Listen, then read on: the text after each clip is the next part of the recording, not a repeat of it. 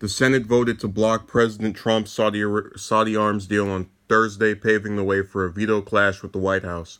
The Senate voted 53 to 45 on resolutions to block two of the sales, with GOP Senator Susan Collins, Lindsey Graham, Mike Lee, Jerry Moran, Lisa Murkowski, Rand Paul, and Todd Young joining Democrats. And before any of the Trump supporters say, oh, those are all the rhinos anyway. No, no, no. Every single one of those except for Murkowski voted for Kavanaugh.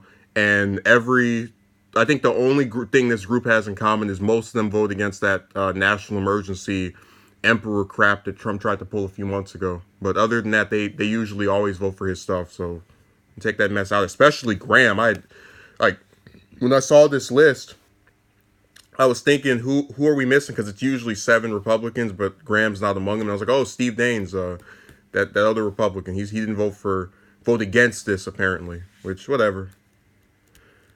All right, they voted 51 to 45 to block the additional 20 arms sale. Murkowski flipped to vote for the sale while Lee did not vote, which is kind of strange as well. But again, whatever. The 22 arms sale, estimated to be worth more than $8 billion, would provide weapons to Saudi Arabia, as well as the United Arab Emirates and Jordan. $8 billion. Wow, think of how much we could do for people with that kind of money in the U.S. Might be able to, not charge people an arm and a leg to go to school, but whatever. But it sparked widespread backlash in Congress after Trump used an emergency provision of the Arms Export Control Act, AECA, to sidestep the 30-day notification to lawmakers about a pending sale. Senator Bob Menendez, Democrat of New Jersey, who sponsored the resolution, argued that Congress needed to send a message that U.S. alliances with Saudi Arabia or the UAE are not a blank check.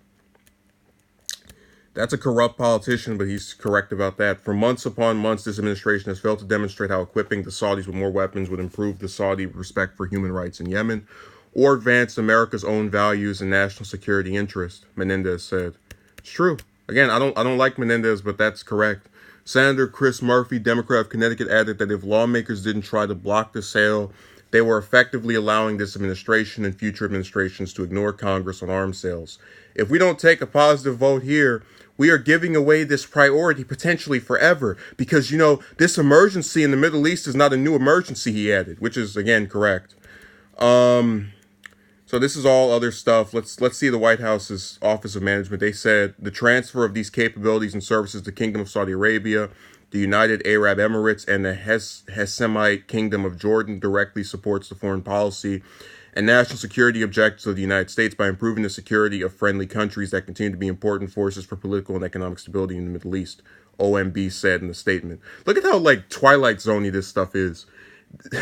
The country that started a genocide 4 years ago is an important force in the political and economic stability in the Middle East. The country that, along with the U.S., bombs, Yemen mosque, Yemen markets, is political and economic stability. Man. And when I read that, it's sad because most people who read that don't do what you should do, which is laugh at the complete distortion of just reality that they have going there. But Thursday's votes are an unprecedented move, reflecting growing frustration on Capitol Hill about the U.S.-Saudi relationship and coming after 2 votes fell short in recent years to block arms sales with Saudi Arabia. One in 2016 garnered support from only 27 senators.